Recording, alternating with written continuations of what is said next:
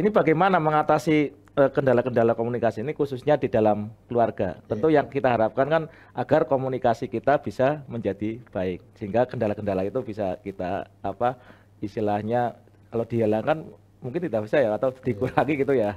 Gimana Ustaz itu? Ya, yang pertama jadi tadi yang pertama adalah mengenal siapa yang kita ajak bicara. Jadi kita lihat siapa sih yang kita ajak bicara gitu ya. Jadi kalau tadi istilah yang digunakan oleh Bu Intan tadi, Ustazah Intan tadi adalah situasi dan kondisinya. Kondisi siapa yang kondisi dari yang kita ajak bicara itu apa? Apakah dia anak SD, anak SMP, anak dan seterusnya itu kan itu.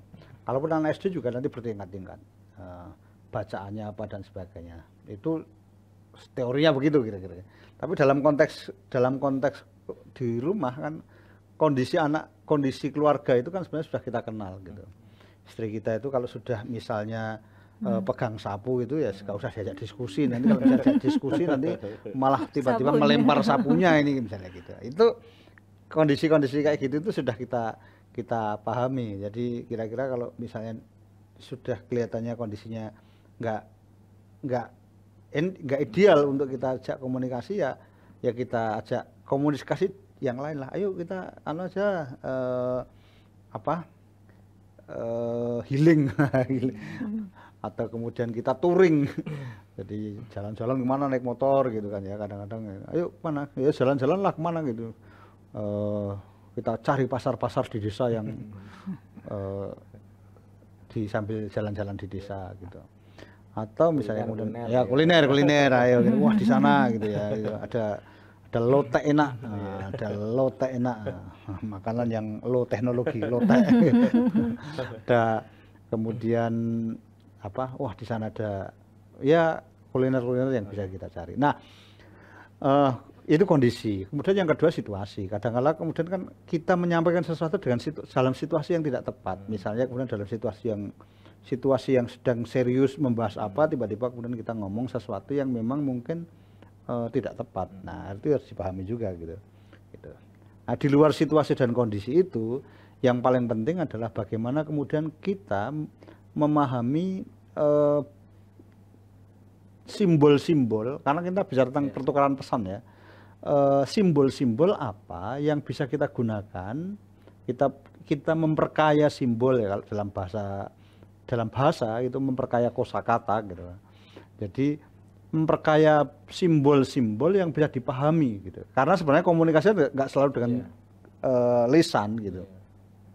Misalnya ada orang ketika kita sudah gini saja, artinya tidak boleh. Itu dia sudah tahu gitu. Ada orang yang wah itu berarti apa yang kita lakukan bagus gitu. Itu ada juga yang gitu.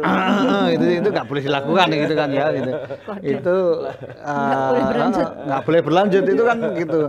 Tapi ada yang bilang sudah malah kemudian datang ke apotek membelikan obat batuk ya ada kan gitu karena komunikasinya tidak sampai gitu. Jadi memperkaya simbol, memperkaya bahan komunikasi itu hal yang penting disesuaikan dengan situasi dan kondisi siapa yang dihadapi itu. Nah, jadi kendalanya apa ya? Kendalanya adalah memahami situasi kondisi itu. Kemudian yang kedua keterbatasan, kalau dalam bahasa keterbatasan kosakata, keterbatasan bahasa simbol yang kita miliki yang bisa kita gunakan untuk berkomunikasi. Nah, maka kemudian apa solusinya? Ya kita memperkaya, kita banyak-banyak mencari mencari khasanah yang bisa kita komunikasikan, bahan-bahan komunikasi itu. Ya, jadi kalau marah ya sudahlah kita cari cerita-cerita yang lucu gitu ya. Gitu. Mau marah, aduh, saya biasanya melihat bidadari kok hari ini saya melihat mak lampir ya gitu. Ya, gitu. Mau marah kemudian malah tambah marah jangan-jangan. Di mak lampirkan gitu. Tapi ya gitu mencari bahan-bahan yang memperkaya gitu. Nah, itu karena kendala kita salah satunya adalah kemiskinan bahan untuk berkomunikasi itu gitu. Jadi ada orang yang kemudian dia tamu siapa saja itu akrab, wah gitu. Saya amati ngapain ya? Padahal dia itu sebenarnya ya yang diomongkan nggak mutu-mutu amat kalau kita nilai gitu ya gitu kadang-kadang. Maaf itu nggak sombong mungkin maksud saya tapi bisa nyambung ya.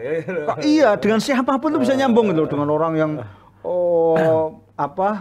orang yang sederhana gitu, bisa gitu dengan ya. profesor dia juga Bisa, nyambung. Wah, dan akrab gitu dan dia temannya banyak gitu. Saya berarti apa gitu. Oh, ternyata dia punya kekayaan hasanah yang bisa dijadikan bahan untuk komunikasi itu gitu. Dan memang kan gini, kadang-kadang kita merasa bahwa kalau komunikasi dengan profesor harus dengan bahasa-bahasa akademis. Wah, kadang-kadang justru malah karena dia sudah terbiasa dengan hasanah-hasanah itu malah nyari yang ringan-ringan aja. Prof, kapan mancing Prof? Gitu. Malah dia wah yuk gitu kan karena dia sudah biasa pusing dengan literatur-literatur yang ada di kampus gitu, malah diajak diskusi dengan literatur dia oleh orang yang dianggap dia tidak kredibel untuk berbicara ilmu itu, malah dia akan muak gitu. Tapi malah dengan Prof, ayo kita mancing Prof. Mancing gitu. Dia jarang apa gitu. Yang ada di benak kita juga kadang menghambat komunikasi kita. Iya, maka itu artinya itu harus didobrak dulu juga. Artinya gitu. rasa takut tuh muncul ya ketika kita sudah berprofesi bahwa wah ini jangan-jangan kalau saya ngomong, wah saya akan berbicara dengan presiden, harus ngomong nanti saya harus menyiapkan bahan-bahan ngomong tentang kenegaraan. Lah kamu tuh siapa diajak ngomong presiden tentang bahan kenegaraan? Barangkali justru kemudian presiden malah ditanya kemudian coba sebutkan nama-nama ikan kan gitu. Nah, artinya nanti kalau saya ketemu dengan presiden sudah harus menyiapkan bahan komunikasi apa bentuknya? Ya harus hafal kira-kira minimal 10 nama ikan gitu. Itu adalah cara berkomunikasi. Kendala-kendala itu juga harus kita pahami. Gitu. Nah, memang memperkaya bahan komunikasi itu penting agar keluasan komunikasi kita itu bisa gitu. Ya, ternyata memang kesempitan kita atau kesedikitan kita itu akan mempersempit mempersempit ranah komunikasi kita. Wawasan kita juga sangat berpengaruh terhadap cara berkomunikasi kita ya Ustadz ya. Artinya manakala wawasan kita kurang ya tentu ketika akan berkomunikasi juga mikir-mikir juga ini yang saya ajak bicara ini nanti gimana atau mungkin kadang kita juga yang diajak bicara mungkin istilahnya ya mohon maaf di bawah kita kemudian kita pressure-nya juga lain kamu koyo ngene itu ya artinya kan hasanah itu juga harus kita gali terus baik tadi yang kita ajak bicara juga dari diri kita. Nah tapi juga ada gini kendala juga Ustadz ya manakala kita kadang ada orang yang ada orang mungkin pengetahuannya itu banyak atau orang pinter lah kata orang pinter tapi kok orang pinternya kok berbeda dengan yang lain artinya ya pinter ngeyelan gitu ya.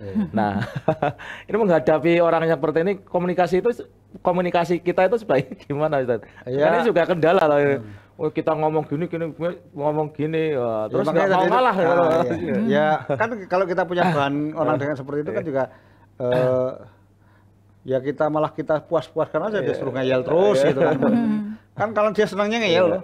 Jadi gini. Kalau kita punya kekayaan bahan komunikasi, maka kemudian kita menghadapinya lebih enak.